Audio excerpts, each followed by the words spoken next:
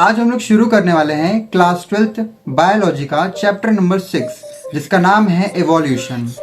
इस चैप्टर में हम जानेंगे कि एक सिंगल सेल से कैसे ऑर्गेनिज्म बन गए और कैसे हम यहाँ तक पहुँचे हैं, यानी कि ह्यूमंस का ओरिजिन कैसे हुआ, और ये सारी चीजें आपको इसी एक वीडियो में मिलेगी। तो इस वीडियो में आपको एनसीईआरटी के सारे इंपॉर्टेंट पॉइंट के साथ एक्सप्लेनेशन मिलेगी, तो एंड तक बने रहो और इस वीडियो को एंड तक देखना। तो चलिए शुरू करते हैं इवोल्यूशन का इंटरेस्टिंग सफर। सबसे पहले जानते हैं ओरिजिन ऑफ लाइफ को।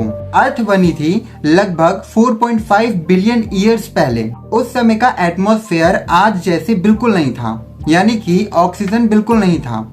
एटमॉस्फेयर में गैसेस प्रेजेंट थी methane, CH4, ammonia, NH3, water vapour यानी कि H2O और हाइड्रोजन यानी कि H2। ये सारी गैसेस अर्थ में प्रेजेंट थी। अर्थ पे लाइटनिंग, यूवी रेज और वॉल्केनिक एक्टिविटीज होती रहती थी। तो चलिए जानते हैं अब ओपरेन और हेल्डेन की थ्योरी को।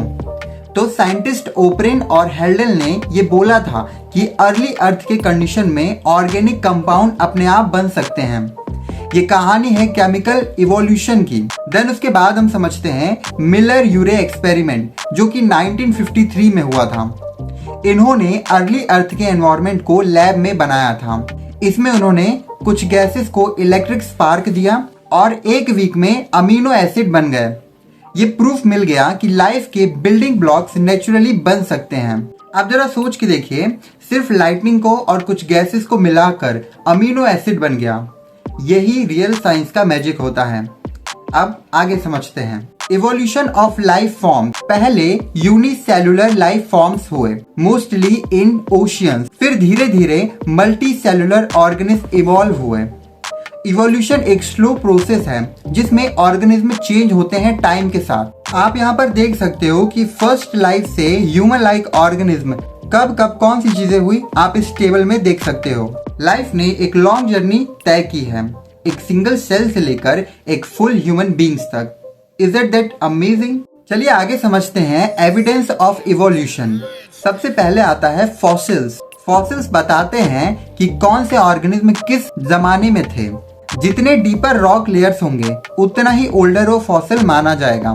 नेक्स्ट आता है कंपैरेटिव एनाटॉमी। होमोलोगस ऑर्गन में सेम स्ट्रक्चर होता है और डिफरेंट फंक्शन वो परफॉर्म करते हैं। एग्जाम्पल ह्यूमंस के आर्म और बैट विंग और वेल फ्लिपर, ये सब डाइवर्जेंट इवोल्यूशन में आते हैं और होमोलोगस ऑर्गन के एग्जाम्पल भी हैं।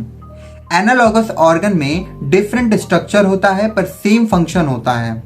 Example wings of insect and bird, ये कन्वर्जेंट एवोल्यूशन कहलाते हैं। देन हम समझते हैं एम्ब्रियोलॉजी को।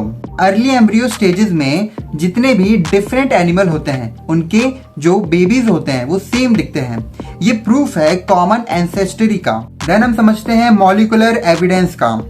DNA, RNA, प्रोटीन, ये सब ऑर्गेनिज्म में सिमिलर होती है। ज्यादा सिमिलरिटी यानी कि ज्यादा क्लोज रिलेशन। क्या आप जानते हो कि ह्यूमन बींग्स और चिंपैंजी के DNA में 98.7% सिमिलरिटी है, यानी कि ऑलमोस्ट सेम। नेक्स्ट हम जानते हैं थ्योरीज ऑफ इवोल्यूशन को। सबसे पहले आता है लैकमार्क्स थ्योरी, यूज एंड डिसयूज। लैकमार्क ने बोला था जो ऑर्गन यूज होता है वो डेवलप होता है।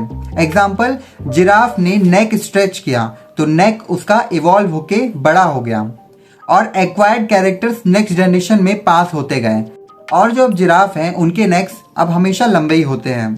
इसकी लिमिटेशन ये थी कि ये बात कभी भी प्रूफ नहीं हुई। नेक्स्ट हम जानते हैं डार्विन्स थ्योरी को, जो कि नेचुरल सिलेक्शन के बारे में थी।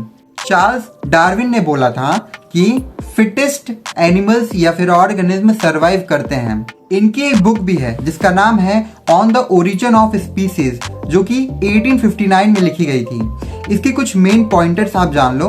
सबसे पहले ओवर प्रोडक्शन, दूसरा है स्ट्रगल फॉर एग्जिस्टेंस, तीसरा है वेरिएशन, और चौथा है सर्वाइवल ऑफ द फिटेस्ट, और पांचवा है इनहेरिटेंस ऑफ ट्रेड। यानी कि नेचर खुद डिसाइड करता है कि कौन बचेगा और कौन नहीं बचेगा। यही थ्योरी थी नेचुरल सिलेक्शन की। नेक्स्ट हम जानते हैं मैकेनिज्म ऑफ इवोल्यूशन के बारे में। सबसे पहला आता है म्यूटेशन। म्यूटेशन मतलब sudden genetic change, new variation create करता है ये। नेक्स्ट हम जानते हैं जेनेटिक ड्रिफ्ट के बारे में। ये स्मॉल पॉपुलेशन में एलील्स रैंडमली चेंज होते हैं। इसके टाइप्स होते हैं फाउंडर इफेक्ट और बॉटलनेक इफेक्ट। तीसरा है जीन फ्लो। माइग्रेशन से जीन्स एक पॉपुलेशन से दूसरे में ट्रांसफर हो जाते हैं। और चौथा है नेचुरल सिलेक्शन, यानी कि एनवायरनमेंट जो ट्रेड बेस्ट हो उसको सिलेक्ट करता है। अब हम जानते हैं हार्डी-विंगर प्रिंसिपल को। हार्डी-विंगर प्रिंसिपल बताता है कि अगर कोई एक्सटर्नल फोर्स ना हो तो जीन की फ्रीक्वेंसीज कांस्टेंट रहती है। इसकी इक्वेशन है p² + 2pq + q² = 1, जहां पर जो p होता है वो डोमिनेंट एलील होता है और q जो होता है वो रिसेसिव एलील होता है। कुछ डिसरप्टिंग फैक्टर्स जान लो, mutation, migration, selection etcetera. Next हम बात करते हैं इवोल्यूशन ऑफ मैन की, यानी कि ह्यूमन इवोल्यूशन के बारे में। इसमें सबसे पहले आता है ड्रायोपेथिकस एंड ड्रामापेथिकस, ये कॉमन एंसेस्टर्स हैं। उसके बाद आए ऑस्ट्रेलोपेथिकस जो कि फर्स्ट मैन लाइक बींग्स दिखने लगे। और फिर आए होमो हैबिलस जिन्होंने टूल यूज करना शुरू किया था। फिर आया होमो इरेक्टस जिन्होंने फायर की डिस्कवरी की। उसके बाद नीएंडरथल्स आए जिन्होंने डेथ बॉडी को बर्न करना शुरू किया। फिर आए होमो सैपियंस जो कि प्रेजेंट डे के ह्यूमंस हैं। जरा सोचिए, बस 2 मिलियन ईयर पहले हम कुछ और ही थे और इवोल्यूशन ने आज हमें कुछ और ही बना दिया, जो कि हमें पता है कि आज हम लोग बहुत स्मार्ट हैं, बहुत कैपेसिटी है हमारे ब्रेन में सोचने की। पर इवोल्यूशन ने हमें इवॉल्व तो किया, पर बहुत स्ट्रगल के साथ। लास्ट हम लोग जानते हैं एनसीईआरटी के main important line, evolution is a random process. उसके बाद नेचुरल सिलेक्शन इज डायरेक्शनल। उसके बाद होमोलोगस ऑर्गन्स डाइवर्जेंट इवोल्यूशन कहलाते हैं और एनालॉगस ऑर्गन कन्वर्जेंट इवोल्यूशन कहलाते हैं। जो फॉसिल होते हैं वो डायरेक्ट एविडेंस है इवोल्यूशन का। और मस्कुलर सिमिलैरिटी कॉमन एंसेस्टरी को दिखाती है। तो आज हमने इस वीडियो में समझा इवोल्यूशन के बारे में, जो कि क्लास 12 चैप्टर नंबर 6 बायोलॉजी का बहुत ही इंटरेस्टिंग और बहुत ही इंपॉर्टेंट चैप्टर था। हमने इस वीडियो में इस पूरे चैप्टर को समझ लिया है, ठीक है, और कुछ एक्स्ट्रा नॉलेज भी ली है। तो अगर आपको ये वीडियो हेल्पफुल लगी हो तो द टोटल एनसीईआरटी को सब्सक्राइब करना मत भूलना। हमारा नेक्स्ट वीडियो होने वाला है ह्यूमन हेल्थ एंड डिसीज, जो कि क्लास 12 बायोलॉजी का चैप्टर नंबर 7 है। तो कल आपको इस टॉपिक पर वीडियो मिलेगा।